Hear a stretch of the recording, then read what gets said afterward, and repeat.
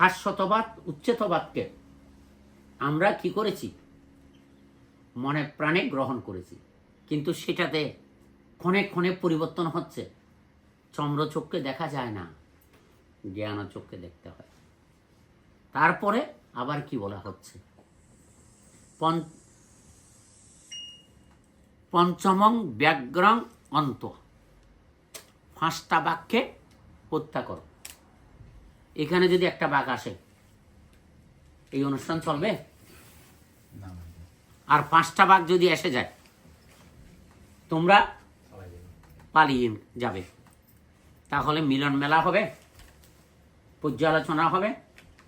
সেই বাঘটার নাম কি? 5টা বাঘের, এগুলি তো আমরা আসলে সচরাচর কঠিন চিপুর দানে সঙ্গদানে আলোচনা হয় না। কেমন আজকে বিশেষ সুযোগে এই কথাগুলো জীবনের সাথে মিলে যাচ্ছে কিনা, সেটা কি? কামচ্ছন্দ ব্যাপাদ,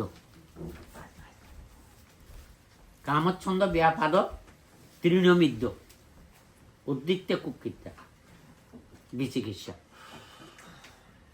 এগুলি আমরা সচরাচর কি জানার চেষ্টা করি, বা যাদের জানানো দরকার, যাদের দায়িত্ব, তারাও কিন্তু বলে না। তাই আমরা যেই তিমিরে আছি সেই তিমিরে থাকতে হচ্ছে। আজকে পারিবারিক দ্বন্দ্ব কেন, সাংগঠনিক দ্বন্দ্ব কেন বলে না, আর ধর্মীয় প্রতিষ্ঠানের দ্বন্দ্ব কেন বলে না, ওইগুলি সম্পর্কে আমাদের সম্যক ধারণা নেই বিদায়। কামচ্ছন্দ, ছন্দ মানে ইচ্ছা, অভিপ্রায়, বলে না, তা কামনা বাসনা আছে? পদমর্যাদা কামনা কিনা? ছন্দ মানে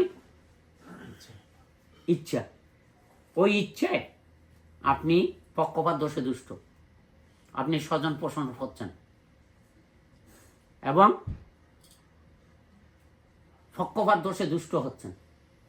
তাহলে ইন চেতনা কিনা বলেন, নিকৃষ্ট চেতনা কিনা বলেন, সংঘর্ষের চেতনা কিনা বলেন, ভুল বুঝাবুঝির চেতনা কিনা? তাহলে কামনা আসবে, কামনা থাকবে, কামাসক্ত হব না। কামাসক্ত হলে আমার হিতে